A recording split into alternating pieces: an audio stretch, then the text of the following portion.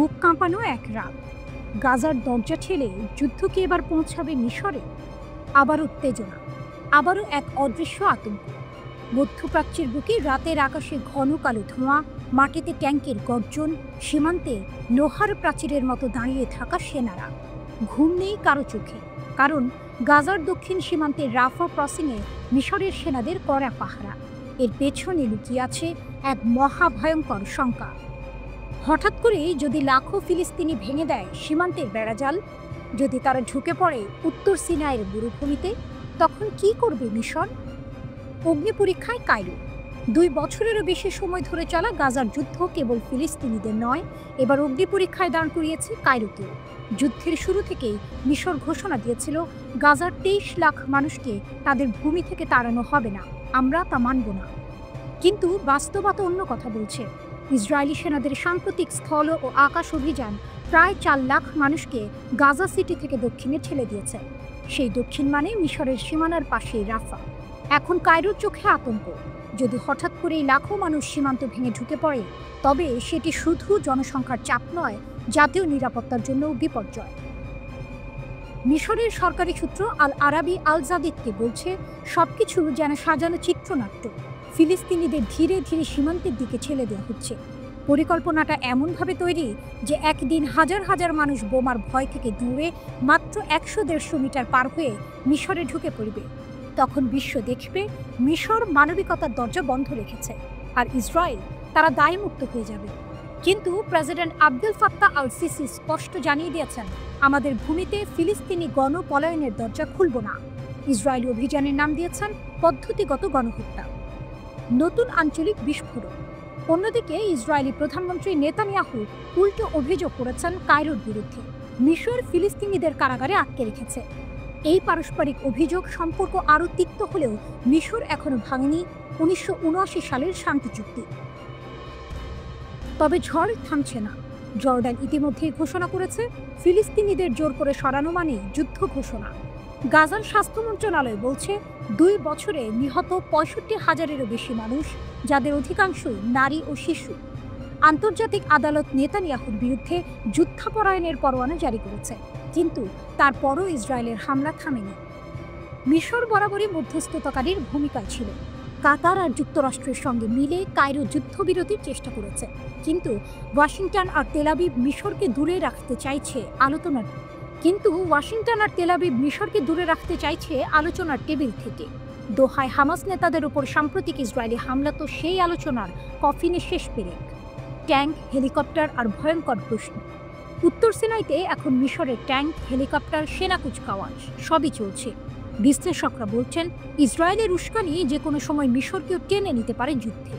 তখন রক্তক্ষয়ী সংঘর্ষের মানচিত্র কেবল গাজায় সীমাবদ্ধ থাকবে না, পৌঁছে যাবে কায়রোর বুক পর্যন্ত। আর ইরান, এই অগ্নিগর্ভ বাস্তবতায় ছায়ার মতো ভেসে উঠছে ইরানের নাম। তেহরান বহু আগেই সতর্ক করেছে, ফিলিস্তিনিদের ভূমি থেকে তাড়ানো হলে পুরো অঞ্চল আগুনে পুড়ে যাবে। ইরানের সামরিক শক্তি আজ শুধু হরমুজ প্রণালী নয়, লেবানন থেকে ইয়েমেন পর্যন্ত বিস্তৃত। তাদের ক্ষেপণাস্ত্র, ড্রোন আর আঞ্চলিক মিত্ররা এক অদৃশ্য চাপ সৃষ্টি করছে তেল আবিব আর ওয়াশিংটনের ওপর।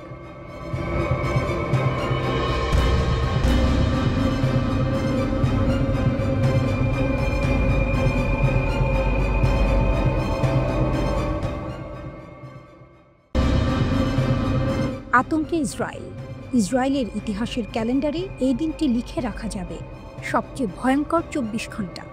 হঠাৎই যেন মৃত্যু নেমে এলো গাজার রাফা থেকে শুরু করে পশ্চিম তীর জর্ডান সীমান্ত পর্যন্ত। দক্ষিণ গাজার রাফা, ভোরের আধারে অগ্রসর হচ্ছিল ইসরায়েলি বাহিনী। সামনে হামাস পেতে রেখেছিল নীরব মৃত্যু ফাঁদ। মুহূর্তেই বিস্ফোরিত হলো রোড সাইড বোমা, ছিন্ন ভিন্ন হলো আইডিএফের হ্যান্ডি, জ্বলে উঠল আগুন, আর সেখানেই শেষ হলো 4 সেনার জীবন। তাদের মধ্যে একজন অফিসার, 3 জন সৈনিক। সবাই ছিলেন সম্মানিত প্যারাট্রুপার, গলানি কমান্ডো আর কিংবদন্তি সাইরেত মাক্কাল ইউনিটের সদস্য। আরও 3 জন গুরুতর আহত, একজন মৃত্যুর সঙ্গে লড়ছেন। আইডিএফের বিবৃতিতে বলা হলো, রাফা এলাকায় ডেকাল ব্যাটালিয়নের অভিযানকালে 4 সেনা শহীদ হয়েছেন। তারা অফিসার প্রশিক্ষণ স্কুলের সদস্য ছিলেন। দৃশ্যটি ছিল ভয়ঙ্কর। পথ পরিষ্কার করছিল এক আর্মার্ড বুলডোজার, কিন্তু বিস্ফোরণে মুহূর্তেই ছিন্ন ভিন্ন হল হ্যামভি। এটি ছিল গত 10 দিনে গাজায় প্রথম বড় ক্ষয়ক্ষতি। তবু ইসরায়েলি বাহিনী জানালো অভিযান থামবে না। রাফার জেনিনা এলাকায় হামাসের ঘাঁটি ধ্বংস করতে তাদের অগ্রযাত্রা চলবে। আইডিএফ প্রধানের দাবি, হামাস বড় পরাজয়ের মুখে, যুদ্ধের সমাপ্তি ঘনিয়ে এসেছে। গিদিয়নের রথ অভিযানে লক্ষ্য হল জিম্মিদের মুক্তি আর হামাস শাসনের পতন। একই দিনে আরেক মঞ্চে ঘটল ভয়ঙ্কর নাটক। পশ্চিম তীর জর্ডান সীমান্তের অ্যালেনবি ক্রসিং। একজন ট্রাক চালক, যিনি গত 3 মাস ধরে গাজার উদ্দেশ্যে সাহায্য পৌঁছে দিচ্ছিলেন, হঠাৎ পরিণত হলেন আত্মায়ীতে। প্রবেশপথে পৌঁছে হঠাৎই গুলি চালালেন তিনি। গুলি আটকে গেলে বের করলেন ছুরি। শুরু হলো ছুরিকাঘাত। মুহূর্তেই লুটিয়ে পড়লেন 2 ইসরায়েলি সেনা। পরে গুলিতে নিহত হন সেই চালক। ইসরায়েলি সেনাবাহিনী জানালো একজন সন্ত্রাসী অ্যালেনবি ক্রসিংয়ে ট্রাক নিয়ে প্রবেশ করে গুলি চালিয়েছে। 2 জন নিহত হয়েছেন। ঘটনার পর জর্ডান বলেছে এটি মানবিক সাহায্য মিশনের জন্য হুমকি। তারা তদন্ত শুরু করেছে। অন্যদিকে ইসরায়েল সঙ্গে সঙ্গে জর্ডান থেকে সাহায্য প্রবেশ বন্ধ করে দিয়েছে। নতুন করে কঠোর নিরাপত্তা যাচাই ছাড়া আর কোনো মানবিক সাহায্য ঢুকবে না। এই ক্রসিং আগেও রক্ত দেখেছে। গত বছর এখানেই জর্ডানীয় এক হামলাকারী 3 ইসরায়েলিকে হত্যা করেছিল। এবারও যেন ইতিহাস পুনরাবৃত্তি হলো। একদিনে 2 মঞ্চ, গাজার রাফা আর পশ্চিম তীরের সীমান্ত। মোট 6 সেনা প্রাণ হারালো।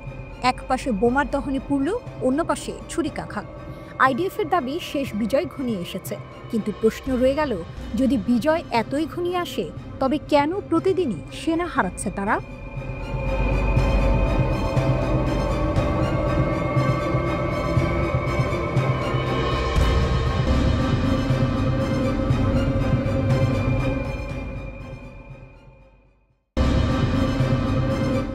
গাজা হবে কবরস্থান, ইসরায়েলকে হামাসের হুঁশিয়ারি। গাজা সিটির আকাশে ধোঁয়া, রাস্তায় গর্জে ওঠা ট্যাঙ্কের শব্দ। কিন্তু এই যুদ্ধক্ষেত্রে দাঁড়িয়ে হামাস স্পষ্ট জানিয়ে দিল, গাজা হবে তোমাদের কবরস্থান। হামাসের সতর্কবার্তা। হামাসের সশস্ত্র শাখা আল কাসাম ব্রিগেড হিব্রু ভাষায় বিবৃতি দিয়ে বলেছে, ইসরায়েল যদি গাজা সিটিতে আরও অগ্রসর হয় তবে এর মূল্য হবে ভয়াবহ। বন্দীদের ভাগ্য সরাসরি নির্ভর করছে ইসরায়েলের সামরিক পদক্ষেপের ওপর। যোদ্ধারা ইতিমধ্যেই পাড়া মহল্লায় অবস্থান নিয়েছে, মুখোমুখি সংঘর্ষের জন্য প্রস্তুত। এ যেন যুদ্ধক্ষেত্রের ভেতর থেকে আসা মৃত্যুর অঙ্গীকার। 6 সৈন্যের মৃত্যু যুদ্ধের গতি পাল্টে দিল।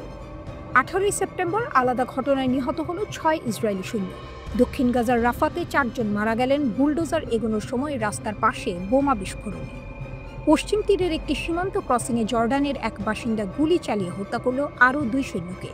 এ যেন ইসরায়েলের আক্রমণের মাঝেই একের পর এক টুইস্ট। গাজায় আগুনের বৃষ্টি। ইসরায়েলি বিমান হামলায় 33 জনের মরদেহ একসাথে পৌঁছালো আল শিফা হাসপাতালে।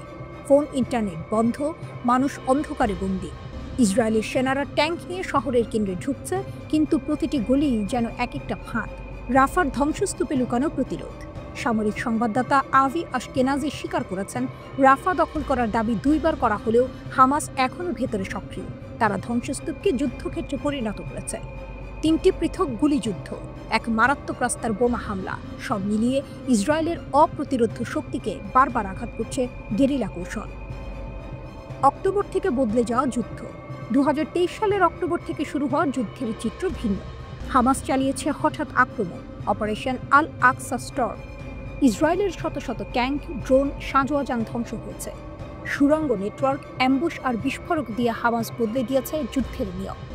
বিশ্লেষকরা বলছেন, ইসরায়েল এখন এমন এক ব্যয়বহুল যুদ্ধে আটকে গেছে যার শেষ নেই, নিশ্চিত জয় নেই।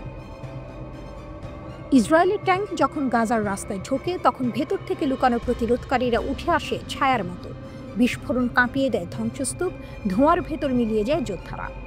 গাজার মানুষ হয়তো ঘর হারাচ্ছে, পরিবার হারাচ্ছে, কিন্তু প্রতিরোধ থামছে না। প্রতিটি ধ্বংসস্তূপ থেকে যেন আবারও জন্ম নিচ্ছে নতুন যোদ্ধা। হামাস শেষ অস্ত্র পর্যন্ত লড়বে, আত্মসমর্পণ করবে না।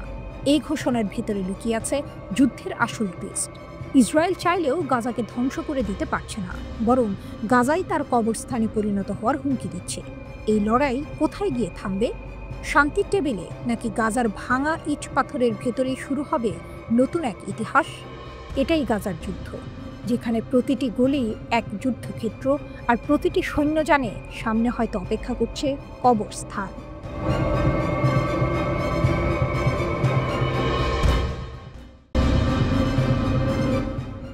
তেহরানের নতুন ঘূর্ণিঝড়, ইরান উঠছে দখলদারদের ঘুম হারাম। যুদ্ধ শেষ হয়েছে কয়েক মাস আগে, কিন্তু তার প্রতিধ্বনি এখনো বাজছে তেহরানের আকাশে। ইসরায়েলের সঙ্গে সেই ভয়ঙ্কর সংঘর্ষের পর থেকে ইরান যেন নতুন করে জন্ম নিয়েছে। অতীতের ক্ষতকে শক্তিতে রূপান্তরিত করে তারা এখন দাঁড়িয়েছে আগের চেয়ে আরও শক্তিশালী, আরও ভয়ঙ্কর। ইরানের রাস্তায় এখন গর্জে উঠছে সামরিক কুচকাওয়াজ, ক্ষেপণাস্ত্রের ধাতব ঝলক, আকাশ প্রতিরক্ষার নতুন নকশা আর মোহরার শব্দ যেন ঘোষণা করছে এবার ইরান প্রস্তুত। Major general Abdur Rahim Musavi, ইরানের সশস্ত্র বাহিনীর প্রধান, বুধবার তেহরানে দাঁড়িয়ে এক সতর্কবার্তা দিলেন। তার কণ্ঠ ছিল দৃঢ়, চোখে আগুন। আমাদের প্রতিরক্ষা এখন যুদ্ধ প্রস্তুতির পর্যায়ে পৌঁছেছে। শত্রুরা ভুলেও ইরানের দিকে তাকাতে সাহস পাচ্ছে না। আমেরিকা বা ইসরায়েল কেউই এবার আক্রমণ করার চিন্তা করুক না। এ যেন এক নতুন ইরানের আগমনী সুর, অতীতের ক্ষত বর্তমানের আগুন। 1980 সালে ইরাক ভেবেছিল সহজেই ইরানকে হাঁটু গাড়াতে বাধ্য করবে।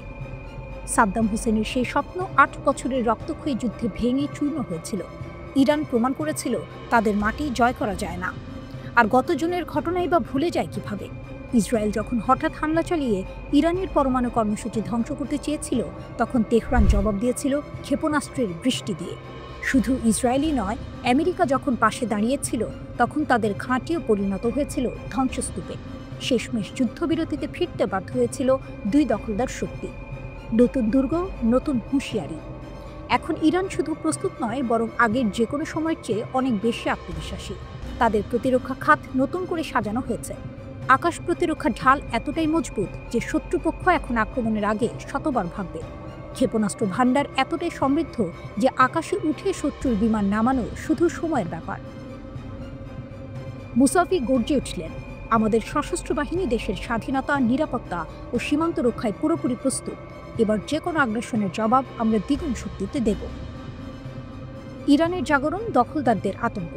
ইসরায়েল ও আমেরিকা ভেবেছিল ইরানকে থামিয়ে দেওয়া যাবে, কিন্তু বাস্তব এখন উল্টো। তেহরান জেগে উঠেছে, আরও শক্তিশালী, আরও ভয়ঙ্কর। আকাশে ড্রোন, মাটিতে ক্ষেপণাস্ত্র, সীমান্তে সেনাদের পদশব্দ, সবকিছু মিলে যেন ঘোষণা করছে নতুন এক যুগের সূচনা। বর্তমানে ইরান শুধু একটি দেশ নয়, বরং এক দুর্গ, যেখানে প্রতিটি ইট বসানো আছে প্রতিরোধের ইতিহাস দিয়ে। প্রশ্ন এখন একটাই, কে সেই বোকা যে আবার আগ্রাসনের দুঃসাহস দেখাবে?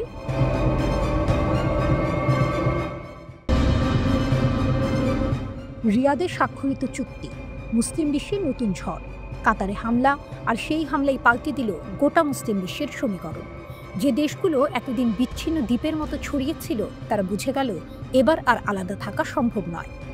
ইসরায়েল যখন কাতারে আগুন ছড়ালো, সেই মুহূর্তে উপসাগরের বুকে জন্ম নিল ভয়। ভারত যখন পাকিস্তানের দরজায় ইসরায়েলকে নিয়ে এলো, তখন রিয়াদও বুঝল সময় ফুরিয়ে আসছে। নিরাপত্তার জন্য শুধু ওয়াশিংটনের ভরসায় থাকা মানে আত্মহত্যা। তাই নড়ে চড়ে বসল সৌদি যুবরাজ মোহাম্মদ বিন সালমান। রিয়াদের রাজপ্রাসাদে এক ঐতিহাসিক দৃশ্য। এক পাশে সৌদি যুবরাজ, অন্য পাশে পাকিস্তানের প্রধানমন্ত্রী শেহবাজ শরীফ। দুজনের হাতে কলম, সামনে টেবিলে রাখা এক অভূতপূর্ব সমঝোতা। সেই চুক্তিতে লেখা রইল, এক দেশের বিরুদ্ধে আগ্রাসন মানে উভয়ের বিরুদ্ধে আগ্রাসন। এবার থেকে সৌদি আরব আর পাকিস্তান কেবল বন্ধু নয়, অভিন্ন প্রতিরক্ষা অংশীদার। প্রতীক নয়, বাস্তব। একজন জ্যেষ্ঠ সৌদি কর্মকর্তা ফাইন্যান্সিয়াল টাইমসকে জানালেন, এটি কেবল প্রতীকী নয়, বাস্তবে প্রয়োগযোগ্য চুক্তি। যে কোনো হুমকির জবাব দিতে এখন ব্যবহার হবে সব সামরিক উপায়। কেন এমন তাড়া? উত্তর খুঁজতে গেলে চোখ রাখতে হয় দোহায় ইসরায়েলি ক্ষেপণাস্ত্র হামলার দিকে। সেই হামলা কেবল কাতার নয়, গোটা উপসাগরকে আতঙ্কিত করেছে। রিয়াদ বুঝেছে আর একা দাঁড়িয়ে থাকা যাবে না। সৌদি পাকিস্তানের পুরনো সম্পর্ক নতুন রূপ। পাকিস্তান ও সৌদি আরবের সম্পর্ক নতুন কিছু নয়। একসময় পাকিস্তানের সাবেক সেনাপ্রধান রিয়াদের সন্ত্রাস বিরোধী বাহিনীর প্রধান হিসেবেও কাজ করেছেন। বহুবার ইসলামাবাদকে আর্থিকভাবে সাহায্য করেছে রিয়াদ। এবার সেই পুরনো সম্পর্ক পেল নতুন মাত্রা। শেহবাজ শরীফ হাসিমুখে বললেন, এটি শুধু প্রতিরক্ষার চুক্তি নয়, এটি ভ্রাতৃত্বের প্রমাণ। পাকিস্তানের ভেতর উচ্ছ্বাস। বিশ্লেষকদের মতে এই চুক্তি পাকিস্তানের আন্তর্জাতিক অবস্থান শক্তিশালী করবে। বিশেষ করে সীমান্তে ভারতের সঙ্গে টানটান উত্তেজনার সময় এটি ইসলামাবাদের জন্য বাড়তি ঝাল। ইরানের ছায়া, শক্তির অন্য নাম। কিন্তু এই ছবির ভেতরে লুকিয়ে আছে আরেক গল্প। মধ্যপ্রাচ্যের প্রকৃত শক্তি প্রদর্শন করেছে ইরান। গত জুনে ইসরায়েল হঠাৎ হামলা চালিয়েছিল ইরানের পরমাণু কর্মসূচিতে, কিন্তু ইরান পাল্টা জবাব দিয়েছিল ভয়ঙ্কর ক্ষেপণাস্ত্র বৃষ্টিতে। শুধু ইসরায়েল নয়, আমেরিকার ঘাঁটিও গুঁড়িয়ে দিয়েছিল তারা। শেষ পর্যন্ত বাধ্য হয়ে দুই দখলদার দেশকে যুদ্ধবিরতিতে ফিরতে হয়েছিল। এই স্মৃতি এখনও তাজা। উপসাগরের প্রতিটি প্রাসাদে, প্রতিটি সেনা ঘাঁটিতে ঘুরে বেড়াচ্ছে তেহরানের নাম। সৌদি পাকিস্তানের চুক্তি তাই শুধু ইসরায়েলের বিরুদ্ধে ঢাল নয়, বরং ইরানের শক্তির প্রতিধ্বনিও। এক দখলদারকে রুখে দাঁড়ানোর সাহস দেখিয়েছে ইরান, এবার সেই পথে হাঁটছে রিয়াদ, ইসলামাবাদ। কয়েক বছর আগে সৌদি আরব যখন ওয়াশিংটনের সঙ্গে পারমাণবিক সহযোগিতার চুক্তি নিয়ে কথা বলছিল, তখন গাজায় রক্তপাত থামাতে না পারায় সব আলোচনা থেমে গিয়েছিল। আজ সেই একই রিয়াদ মুখ ফিরিয়েছে পশ্চিম থেকে, হাত বাড়িয়েছে পূর্বের এক মুসলিম শক্তির দিকে। একদিকে ইসরায়েলি আগ্রাসন, অন্যদিকে মার্কিন নীতির টালমাটাল অবস্থা। সব মিলিয়ে রিয়াদ ও ইসলামাবাদের হাত মেলানো হলো এক নতুন অধ্যায়ের সূচনা। সৌদি প্রাসাদের দেয়াল আজ সাক্ষী হলো এক ঘোষণা, আমরা আর একা নই, আমরা একসাথে। কিন্তু আসল প্রশ্ন থেকে যাচ্ছে, এই জোট কি সত্যিই উপসাগরের শান্তি রক্ষা করবে?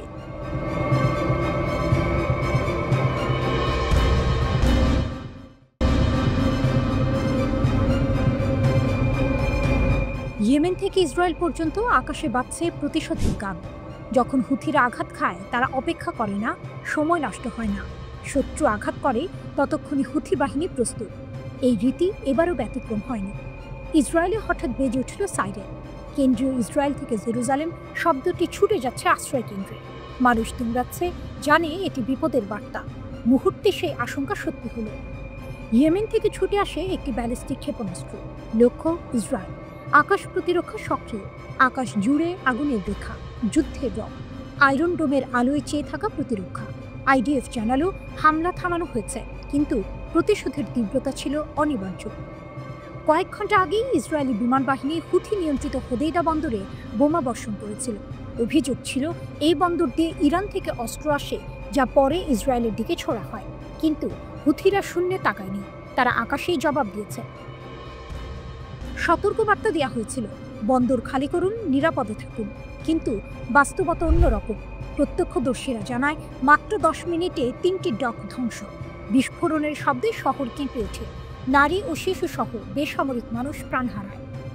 আলমাসিরা জানায় একদিনে ইসরায়েল অন্তত 12টি বিমান হামলা চালিয়েছে। কিন্তু হুথি মুখপাত্র ইয়াহিয়া সারি ঘোষণা করেছেন, আমাদের আকাশ প্রতিরক্ষা এখন সরাসরি ইসরায়েলি যুদ্ধ বিমানকে প্রতিহত করছে, আমরা হার মানব না। টুইস্ট আসে প্রতিশোধের গল্পে। কয়েক সপ্তাহ আগে ইসরায়েলি ড্রোন হামলায় নিহত হন হুথি প্রধানমন্ত্রী আহমেদ আল রাহাবি এবং তার মন্ত্রিসভার অর্ধেক সদস্য। সেই ক্ষতি প্রতিহত করতে হুথি ক্ষেপণাস্ত্র ছুটে আসে। নতুন হামলাকে অনেকে ধারাবাহিক প্রতিশোধ হিসেবে দেখছেন। ইসরায়েলের প্রতিরক্ষামন্ত্রী ইসরায়েল কাটজ হুঁশিয়ারি দেন, যতবার তারা আঘাত করবে ততবারই মূল্য দিতে হবে। কিন্তু প্রশ্ন, মূল্য দিচ্ছে কে? 14 দিনে হুথিরা অন্তত 212 বার সরাসরি ইসরায়েলের ভূখণ্ডে হামলা চালিয়েছে। লোহিত সাগরের রমন বিমানবন্দর, যেখানে হুথি ড্রোন বিস্ফোরিত হয়, আহত হয় অন্তত 2 জন। বিমানবন্দর কয়েক ঘন্টা বন্ধ, শহর কেঁপে ওঠে বিস্ফোরণে। হুথির ভাষ্য স্পষ্ট, এটি ফিলিস্তিনের পাশে দাঁড়ানোর প্রতিশ্রুতি। 2023 সালের অক্টোবর থেকে গাজায় ইসরায়েলের যুদ্ধ শুরু হওয়ার পর থেকে হুথি ড্রোন ও ক্ষেপণাস্ত্র ছুটছে ইসরায়েলের দিকে। মাঝে মধ্যেই আঘাত করছে বাণিজ্যিক জাহাজে। ইসরায়েল যতই আঘাত হানুক, হুথিরা জবাব দেবে সাথে সাথে। এটি শুধু ইয়েমেনের লড়াই নয়, এটি প্রতিরোধের প্রতীক। এটাই মধ্যপ্রাচ্যের আকাশে এখন চলছে, একটি সত্যিকারের যুদ্ধের গল্প, যেখানে আকাশে মাঠ, প্রতিরক্ষা ও প্রতিশোধী গান। হুথি শক্তি মানে সাহস, প্রতিরোধ এবং প্রতিশোধের ধারাবাহিকতা। এবারও তারা থামবে না।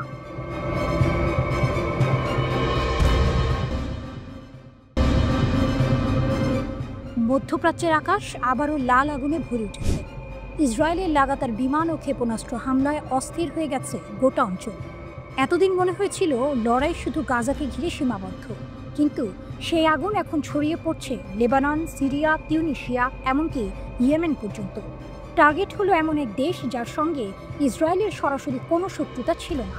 দেশটি হলো মধ্যপ্রাচ্যের ধনী শক্তি, গ্যাস আর তেলের আধার কাতার। মুহূর্তেই আকাশ কেঁপে উঠল ইসরায়েলের ক্ষেপণাস্ত্রে। আঘাত হানা হলো একটি সভাকক্ষে, যেখানে ফিলিস্তিনি নেতারা শান্তি আলোচনায় বসেছিলেন। শান্তির মঞ্চ এক নিমিষে পরিণত হলো ধ্বংসস্তূপে। বিশ্লেষকরা বলছেন, ইসরায়েলের উদ্দেশ্য ছিল ফিলিস্তিনি নেতৃত্বকে মাটি চাপা দেয়া। এখান থেকেই শুরু হলো উত্তেজনার নতুন অধ্যায়। হামলার খবর ছড়িয়ে পড়তেই মুসলিম বিশ্বে ক্ষোভের আগুন জ্বলে ওঠে। কাতারের উদ্যোগে তড়িঘড়ি বসে যায় জরুরি আরব ইসলামিক সম্মেলন। এক টেবিলে মুখোমুখি বসেন আরব লীগ আর ওআইসির শীর্ষ নেতারা। আর সেখানেই গর্জে ওঠেন ইরানের প্রেসিডেন্ট মাসুদ পেজেশকিয়ান। তার কণ্ঠ যেন বজ্রপাত। যুক্তরাষ্ট্র আর পশ্চিমাদের দীর্ঘ ছায়া ছাড়া ইসরায়েল কখনো এমন দুঃসাহস দেখাতে পারত না। এই হামলা শক্তির প্রদর্শনী নয়, বরং তাদের হতাশার বহিঃপ্রকাশ। পেজেশকিয়ান ঘোষণা দিলেন, এই হামলা মুসলিম বিশ্বকে জাগিয়ে তুলেছে। গাজা, লেবানন, কাতার, এমনকি ইরানের ধ্বংসস্তূপ থেকেই একদিন নতুন বিশ্ব ব্যবস্থা গড়ে উঠবে। শুধু নিন্দা জানালে হবে না, মুসলিম দেশগুলোকে নিতে হবে কার্যকর পদক্ষেপ। তিনি সতর্ক করলেন, যারা ইসরায়েলের আগ্রাসন মেনে নিচ্ছে বা সমর্থন করছে, ইতিহাস তাদের অপরাধও মনে রাখবে। আজ যদি আমরা ঐক্যবদ্ধ না হই, কাল কোনো দেশই নিরাপদ থাকবে না। তার এই ঘোষণা যেন ঢেউ তুলল বৈঠক কক্ষে। নেতারা নিঃশব্দে তাকিয়ে রইলেন। সবাই বুঝতে পারলেন, এটা শুধু বক্তৃতা নয়, বরং এক নতুন যুদ্ধ ঘোষণার পূর্বাভাস। পর্যবেক্ষকদের মতে দোহায় ইসরায়েলের হামলা শুধু কাতারের নয়, পুরো মুসলিম বিশ্বের ভাবনার ধারা পাল্টে দিয়েছে। ইসরায়েল হয়তো ভুলে গেছে এই অঞ্চলের সবচেয়ে বড় শক্তির নাম ইরান। হিজবুল্লাহ থেকে ইয়েমেনের হুথি, সবাই দাঁড়িয়ে আছে তেহরানের ছায়াতলে। ইরান বহুবার প্রমাণ করেছে তারা শুধু কণ্ঠ নয়, বাস্তব শক্তি। আঘাত করলে তারা পাল্টে আঘাত হানতে জানে। মুসলিম বিশ্ব কি সত্যিই এক হবে? ইসরায়েলের দুঃসাহস কি নিজেদের জন্য ফাঁদ হয়ে দাঁড়াবে, নাকি আবারও কূটনীতির ধোঁয়ায় ঢেকে যাবে সব? এদিকে ইসরায়েলের হাতে নিগ্রহের শিকার ফিলিস্তিনকে স্বীকৃতি দেবে বিশ্বের ১ নম্বর ধনী ও ইউরোপের সেনজেনভুক্ত দেশ লুক্সেমবার্গ। জাতিসংঘের সাধারণ পরিষদে ফ্রান্স ও যুক্তরাজ্যের সঙ্গে দেয়া হবে এই ঘোষণা। দেশটির পার্লামেন্টারি কমিশনকে বিষয়টি জানিয়েছেন প্রধানমন্ত্রী ও পররাষ্ট্রমন্ত্রী। ইসরায়েলি সংবাদ মাধ্যম দ্য জেরুজালেম পোস্ট এই তথ্য জানিয়েছে। প্রতিবেদনে বলা হয়, লুক্সেমবার্গের প্রধানমন্ত্রী লুক ফ্রিডেন ও পররাষ্ট্রমন্ত্রী জেভিয়ার বেকতেল দেশটির এক পার্লামেন্টারি কমিশনকে জানিয়েছেন যে তারা ফিলিস্তিন রাষ্ট্রকে স্বীকৃতি দেওয়ার পরিকল্পনা করছেন। চলতি মাসের শেষের দিকে জাতিসংঘের সাধারণ পরিষদের বৈঠকে যুক্তরাজ্য, ফ্রান্স ও বেলজিয়াম সহ অন্য দেশগুলো যখন ফিলিস্তিনকে স্বীকৃতি দেবে, তখন লুক্সেমবার্গ এই সংক্রান্ত চূড়ান্ত ঘোষণা দেবে।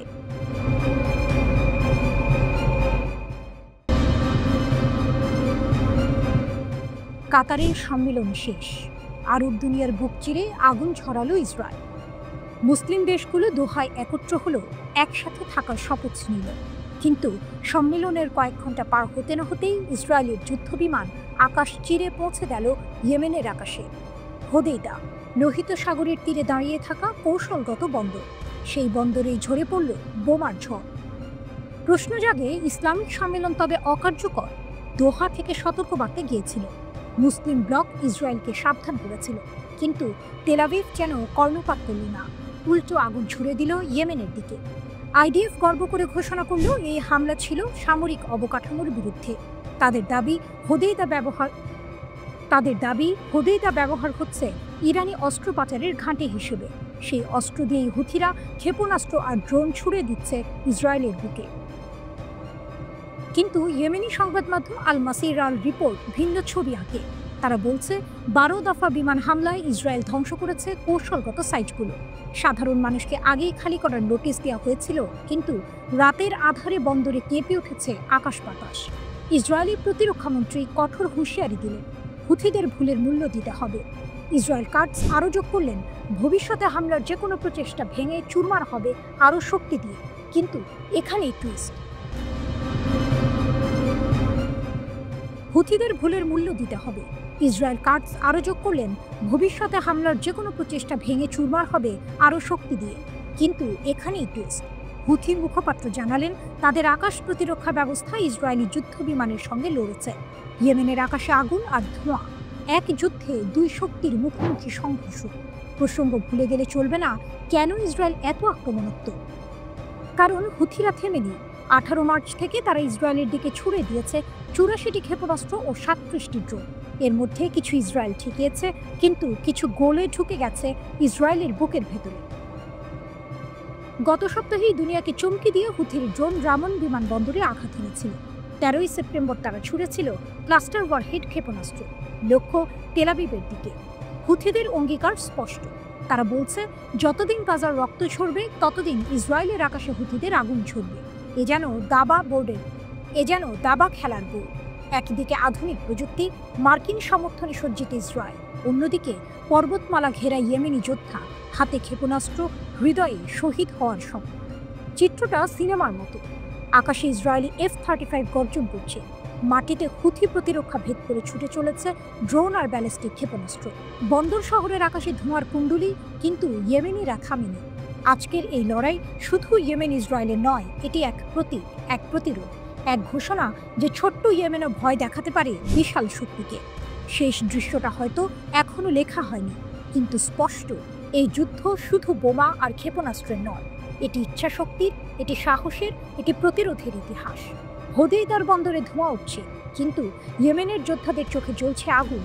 এই যুদ্ধ থামবে না। গাজার জন্য, মুসলিম উম্মার জন্য, ন্যায়ের জন্য হুথিরা আবারও আঘাত হানবে।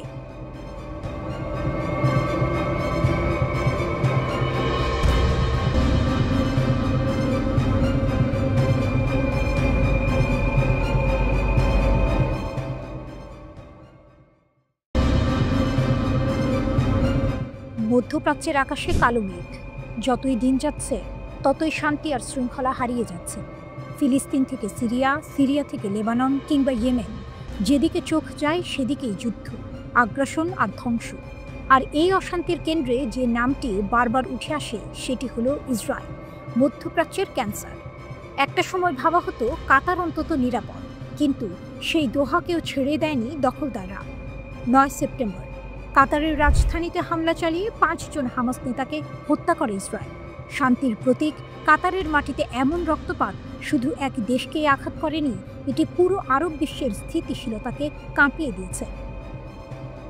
আন্তর্জাতিক আইনকে প্রকাশ্যে লঙ্ঘন করে এই হত্যাকাণ্ড গোটা মুসলিম বিশ্বের নিরাপত্তার প্রতি হুমকি হিসেবে দেখা হচ্ছে। প্রশ্ন উঠছে, এভাবে চলতে থাকলে সৌদি আরব, কুয়েত কিংবা আমিরাত কি আর নিরাপদ থাকবে? ইসরায়েলের এই আগ্রাসী মনোভাবের বিরুদ্ধে এখন আরব দেশগুলো ভাবছে একত্রে সামরিক জোট গঠনের। নাম উঠছে ইসলামিক আর্মি। ইরাকের প্রধানমন্ত্রী মোহাম্মদ শিয়া আল সুদানি আল জাজিরাকে দেওয়া সাক্ষাৎকারে স্পষ্ট করে বলেছেন, মুসলিম দেশগুলোর আত্মরক্ষার জন্য যৌথ সেনাবাহিনী গঠন এখন সময়ের দাবি। ইসরায়েল যদি কাতারের মতো শান্ত দেশে হামলা চালাতে পারে, তবে তারা মধ্যপ্রাচ্যের যে কোনো দেশের জন্য হুমকি।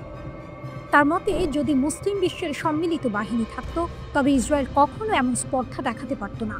ইতিহাস বলছে এই ধারণা নতুন নয়। 1 দশক আগেই মিশরও এমন প্রস্তাব দিয়েছিল, কিন্তু রাজনৈতিক মতপার্থক্য, আঞ্চলিক প্রতিদ্বন্দ্বিতা আর পশ্চিমা জোটের চাপ সেই পরিকল্পনাকে থামিয়ে দিয়েছিল। কিন্তু দোহায় হামলার পর সবকিছু যেন নতুন করে বদলে যাচ্ছে। চলমান দোহা সম্মেলনে আবারও জোরালোভাবে আলোচনা উঠেছে একটি মুসলিম সেনাবাহিনী গড়তে হবে। এবার বিষয়টি শুধু আলোচনা নয়, অনেক দেশই এটিকে তাদের টিকে থাকার লড়াই হিসেবে দেখছে। তবে এখানে আরেকটি ধাক্কা। 2020 সালে ইসরায়েলের সঙ্গে সম্পর্ক স্বাভাবিক করেছিল আমিরাত। এখন কাতারে হামলার পর তারা কঠিন পরীক্ষার মুখে। সম্পর্ক টিকিয়ে রাখবে নাকি আরব বিশ্বের পাশে দাঁড়াবে, একই দ্বিধায় রয়েছে সৌদি, কুয়েত, ওমান। যদি ইসলামিক আর্মির উদ্যোগ সত্যিই বাস্তবে রূপ নেয়, তবে এসব দেশের জন্য কূটনৈতিক সমীকরণ ভেঙে পড়বে। কারণ তখন আমেরিকা আর ইসরায়েলের সঙ্গে সম্পর্ক রাখা কঠিন হয়ে যাবে। প্রশ্ন একটাই, মুসলিম বিশ্ব কি সত্যিই পারবে একসাথে দাঁড়াতে, ঐক্যবদ্ধ হয়ে একটি সেনাবাহিনী গঠন করতে, নাকি আবারও রাজনৈতিক মতভেদ আর কূটনৈতিক চাপে থেমে যাবে সব? আজকে দোহা, আগামীকালের জেরুজালেম কিংবা রিয়াদের ইতিহাসের মোড়ে দাঁড়িয়ে মুসলিম বিশ্বের সামনে এখন সিদ্ধান্তের মুহূর্ত। ঐক্য নাকি ভাঙন? এই লড়াই শুধু সীমান্তের নয়, এটা অস্তিত্বের। এবং কোটি কোটি মুসলিম চোখ আজ তাকিয়ে আছে ইসলামিক আর্মি আসবে কি আসবে না।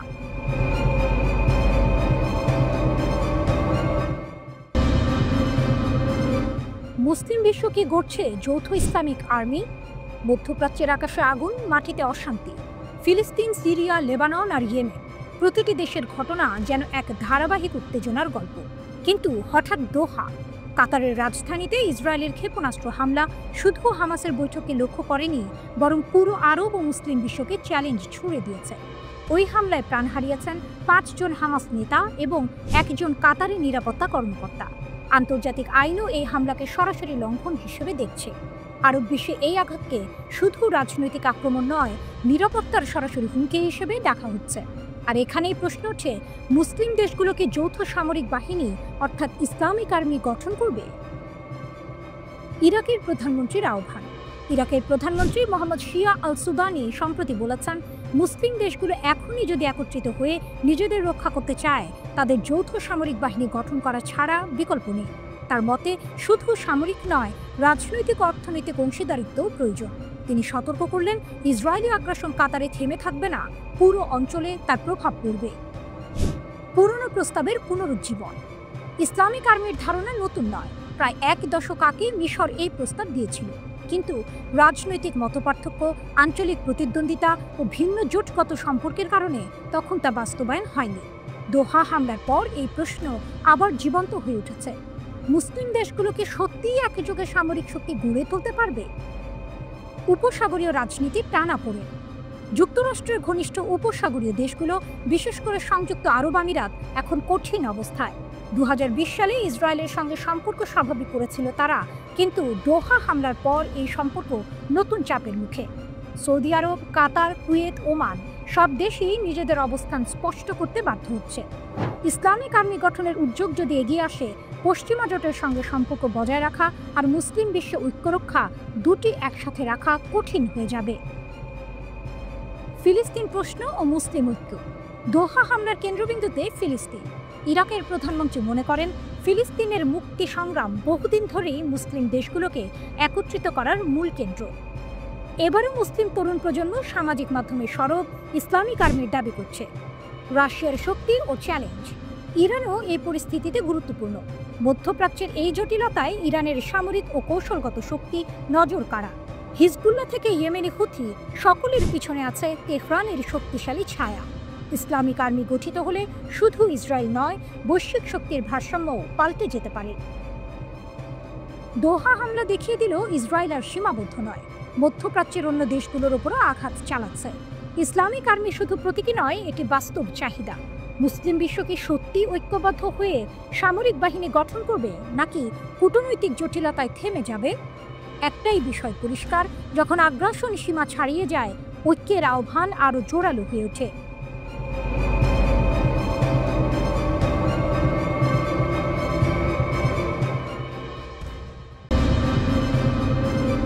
ইসরায়েলের পরবর্তী টার্গেট কি তুরস্ক? মধ্যপ্রাচ্যের আকাশে উত্তেজনার ঢেউ নতুন মোড় নিয়েছে। ইসরায়েলের গ্রেটার ইসরায়েল পরিকল্পনা এবার তুরস্ককে সরাসরি ঝুঁকির মুখে ফেলেছে। সিরিয়ার কৌশলগত অবস্থান এবং আঙ্কারার শক্তিশালী ভূ রাজনৈতিক ভূমিকা ইসরায়েলের সম্প্রসারণবাদী পরিকল্পনার পথে প্রধান বাধা হয়ে দাঁড়াচ্ছে। বিশ্লেষকদের মতে ইসরায়েলের সম্প্রসারণবাদ কোনো কাল্পনিক ভাবনা নয়, এটি বাস্তব। যদি এটি থামানো না যায়, ধীরে ধীরে শুধু প্রতিবেশী দেশ নয়, আরও দূরের দেশগুলো ইসরায়েলের হুমকির মুখে পড়বে। তুরস্কের ক্ষেত্রে বিষয়টি কেবল হামাস বা ফিলিস্তিনের সহায়তার মধ্যে সীমাবদ্ধ নয়। ইসরায়েল সিরিয়ার উপর প্রভাব বিস্তার করতে চাইছে, আর তুরস্ক সেই কৌশলগত এলাকাগুলো ধরে রাখতে চায়। ফলে দুই দেশের মধ্যে সংঘাতের সম্ভাবনা স্পষ্ট। ইসরায়েল তুরস্ক সংঘাত কেবল সামরিক নয়, রাজনৈতিকও। তুরস্কের সাধারণ জনগণই ইসরায়েলের সম্প্রসারণবাদের বিরুদ্ধে। এই মনোভাব আঙ্কারার পক্ষে ইসরায়েলের উপস্থিতি মেনে নেওয়া আরও কঠিন করে তুলেছে। তাই সংঘাতের মূল কারণ শুধু হামাস নয়, বরং ইসরায়েলের বৃহত্তর সম্প্রসারণবাদী লক্ষ্য। এছাড়া ইরানের শক্তি ও প্রভাব এই উত্তেজনায় নতুন মাত্রা যোগ করছে। দোহায় অনুষ্ঠিত আরব ইসলামিক জরুরি সম্মেলনে ইরানের প্রেসিডেন্ট মাসুদ পেজিশকিয়ান সৌদি যুবরাজ মোহাম্মদ বিন সালমানের সঙ্গে বৈঠকে বলেন, যদি মুসলিম দেশগুলো একজোট হয়, ইসরায়েল কোনো দেশকে সরাসরি আক্রমণ করার সাহস পাবে না। মাসুদ পেজিশকিয়ান আরও বলেন, মুসলিম বিশ্ব ঐক্য গড়ে তোলা এখন সময়ের সর্বোচ্চ দাবি। সৌদি আরব, তুরস্ক এবং অন্যান্য বড় মুসলিম দেশগুলো যদি একত্রে কাজ করে, তাহলে ইসরায়েলের সম্প্রসারণবাদ ঠেকানো সম্ভব। সৌদি যুবরাজের জবাবে মোহাম্মদ বিন সালমান বলেন, ইসলামিক দেশগুলোকে দীর্ঘমেয়াদে আরও শক্তিশালী হতে হবে। ঐক্যবদ্ধ প্রচেষ্টাই একমাত্র পথ, যাতে ইসরায়েলের আগ্রাসন রুখে দেওয়া যায়। তিনি সতর্ক করে দেন, এই অঞ্চলে পরিস্থিতি অতীব সংবেদনশীল, তাই দেশগুলোর মধ্যে সহযোগিতা আর ঐক্য ছাড়া কোনো বিকল্প নেই। ইরানের শক্তি। ইরানের সামরিক ও কৌশলগত শক্তি এই মুহূর্তে মুসলিম বিশ্বের জটিল পরিস্থিতিতে অত্যন্ত গুরুত্বপূর্ণ। হিজবুল্লাহ থেকে ইয়েমেনের হুথি সবই ইরানের শক্তিশালী ছায়ার আওতায়।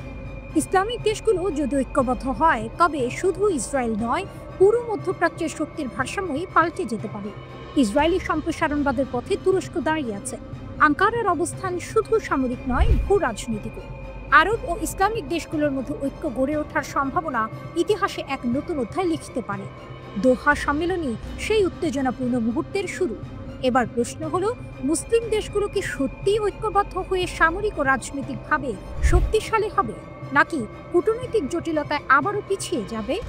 যার উত্তরই নির্ধারণ করবে মধ্যপ্রাচ্যের ভবিষ্যতের মানচিত্র।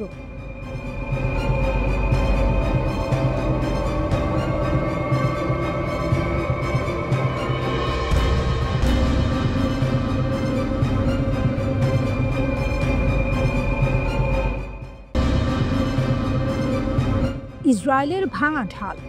একটা যুদ্ধ চলছে, সামনে গাজা, পেছনে ইসরায়েল। আকাশে ড্রোনের গর্জন, মাটিতে বিস্ফোরণের ঝড়। কিন্তু আসল বিস্ফোরণ ঘটছে ইসরায়েলি প্রতিরক্ষা বাহিনী IDF এর ভেতরে, যেখানে ভেঙে পড়ছে সৈন্যদের মনোবল। 7 অক্টোবর যুদ্ধ শুরু হওয়ার পর থেকে গাজা অভিযানে 20,000 ইসরায়েলি সৈন্য আহত। সংখ্যাটা শুধু একটি পরিসংখ্যান নয়, এটা এক ভয়ঙ্কর বাস্তবতা, যেখানে যুদ্ধক্ষেত্রের মতোই ভেতরের যুদ্ধ লড়ছে তারা। আহতদের অর্ধেকই শারীরিকভাবে নয়, মানসিকভাবে বিধ্বস্ত। ইসরায়েলি প্রতিরক্ষা মন্ত্রণালয় জানিয়েছে 56% সৈন্যের মধ্যে ধরা পড়েছে PTSD, যুদ্ধ পরবর্তী মানসিক আঘাত। এক একজন সৈন্য দিনের আলোতেও রাতের দুঃস্বপ্নে ভুগছে। অনেকের শরীরও আর সাড়া দিচ্ছে না। 99 জন অঙ্গহানিপ্রাপ্ত, 16 জন সম্পূর্ণ পক্ষাঘাতগ্রস্ত। যুদ্ধ তাদের থেকে কেড়ে নিয়েছে হাত, পা, এমনকি দাঁড়ানোর ক্ষমতাও। মৃত্যুর থেকেও ভয়ঙ্কর এক শত্রু দাঁড়িয়ে গেছে, আত্মহত্যা। ইসরায়েলি মিডিয়া বলছে শুধু এই বছরেই প্রায় 20 জন সৈন্য আত্মহত্যা করেছে। IRNA জানাচ্ছে যুদ্ধ শুরু হওয়ার পর থেকে আত্মহত্যার সংখ্যা অন্তত 43। এটা প্রমাণ করে ইসরায়েলের সবচেয়ে বড় ক্ষতি ঘটছে যুদ্ধক্ষেত্রে নয়, বরং সৈন্যদের মনের ভেতরে। এদিকে বিভিন্ন ফ্রন্টে 904 জন ইসরায়েলি সেনা নিহত। শুধু 7 অক্টোবরেই প্রাণ গেছে 329 জনের। গাজায় স্থল অভিযানে মরেছে আরও 460 জন। হিজবুল্লাহর আক্রমণে নিহত 29, আর লেবাননের সংঘর্ষে প্রাণ হারিয়েছে 51 জন সৈন্য। প্রতিদিন যেন নতুন কফিন নামছে ইসরায়েলের ঘরে ঘরে। কিন্তু এখানেই থেমে নেই কাহিনী। প্রতিরক্ষা মন্ত্রণালয়ের তথ্যে দেখা যাচ্ছে আহতদের 64% রিজার্ভ সৈন্য, মানে যারা সাধারণ জীবন থেকে হঠাৎ টেনে আনা হয়েছে যুদ্ধে। এদের অনেকেই পরিবার ছেড়ে মাঠে, কিন্তু ফেরার পথে তারা হয় দেহে ক্ষত নিয়ে। এখন ইসরায়েল দৌড়াচ্ছে নতুন সমাধানের দিকে। প্রতিরক্ষামন্ত্রী কার্টস আর অর্থমন্ত্রী স্মোট্রিচ গঠন করেছেন একটি জাতীয় কমিটি। নেতৃত্বে থাকবেন অধ্যাপক শ্লোমো মোর ইয়োসেফ। তাদের লক্ষ্য একটা বৃহৎ পুনর্বাসন ব্যবস্থা দাঁড় করানো। কারণ বাস্তবতা হলো, ইসরায়েলের আহত সৈন্যদের সারাতে হাসপাতালের চেয়ে বড় যুদ্ধক্ষেত্র আর কোথাও নেই। কিন্তু প্রশ্ন হলো, যখন সৈন্যরা মানসিকভাবে হেরে যাচ্ছে, যখন শত শত পরিবার কফিন বুকে টেনে নিচ্ছে, তখন যুদ্ধের আসল বিজয়ী কে? ফিলিস্তিনের গাজায় নৃশংস হামলা ও হত্যাযজ্ঞের মধ্যে ইসরায়েল সফর করেছেন যুক্তরাষ্ট্রের পররাষ্ট্রমন্ত্রী মার্কো রুবিও। ইসরায়েলের প্রধানমন্ত্রী বেনিয়ামিন নেতানিয়াহুর সঙ্গে সাক্ষাৎ করেছেন তিনি। মার্কিন পররাষ্ট্রমন্ত্রী বলেছেন, গাজায় চলমান সংঘাতে ইসরায়েলকে অবিচল সমর্থন দিয়ে যাবে তাঁর দেশ। উপত্যকাটি থেকে হামাসকে নির্মূল করার আহ্বানও জানিয়েছেন তিনি।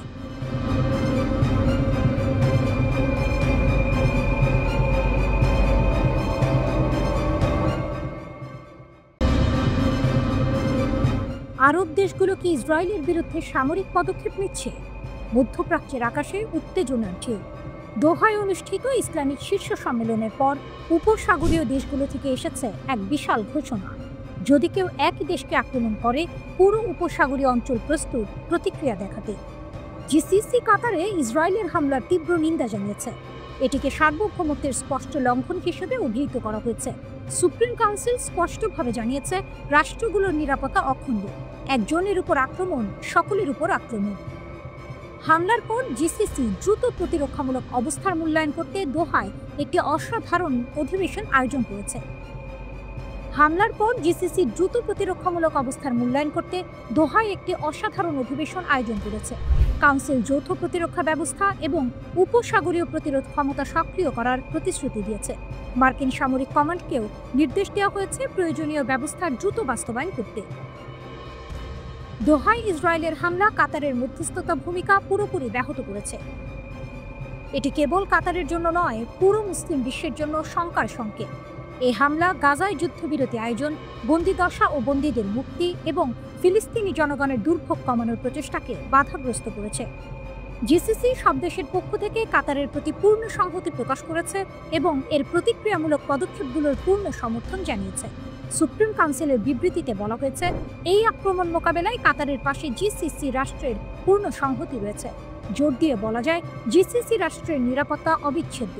জিসিসি সনদ এবং যৌথ প্রতিরক্ষা চুক্তি অনুসারে যে কোনো একটির ওপর আক্রমণ তাদের সকলের উপর আক্রমণ। দোহা শীর্ষ সম্মেলনের পর আরব ও মুসলিম নেতারা একটি যৌথ বিবৃতি জারি করেছেন। খসড়া বিবৃতিতে দেশগুলিকে আহ্বান জানানো হয়েছে ইসরায়েলের সাথে সব সম্পর্ক পর্যালোচনা করতে। এছাড়া তারা উল্লেখ করেছে, গাজায় ইসরায়েলের কর্মকাণ্ড বন্ধ করতে আইনি ও কার্যকর ব্যবস্থা গ্রহণের প্রয়োজন।